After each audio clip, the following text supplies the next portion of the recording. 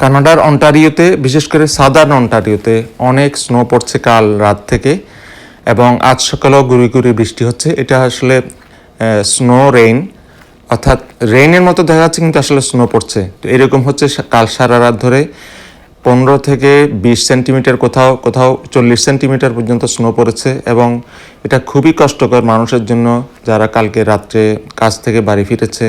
কীভাবে ফিরেছে আমি জানি না, এবং আজ সকালে কীভাবে এসছে। আমি এসছি অনেক কষ্ট করে প্রায় 1 ঘন্টা আগে ঘর থেকে বেরিয়েছি এবং কাজে আসতে পেরেছি কোনো মতে।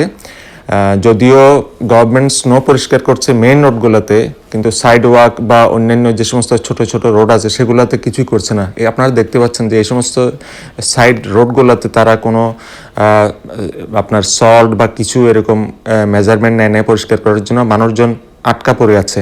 তা আমার পাশে দেখতে পাচ্ছি যে একটা স্নো রিমুভাল এরকম ট্রাক এসছে, তারা পরিষ্কার করছে, কিন্তু এটা খুবই যৎসামান্য।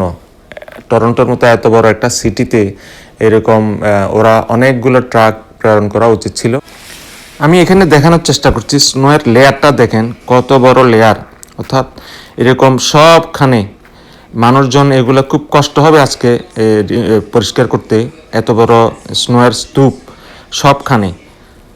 এরকম স্নো এবছর আর দেখি নেই। এবছর আসলে এই সিজনে অনেক স্নো পড়ছে টরন্টোতে।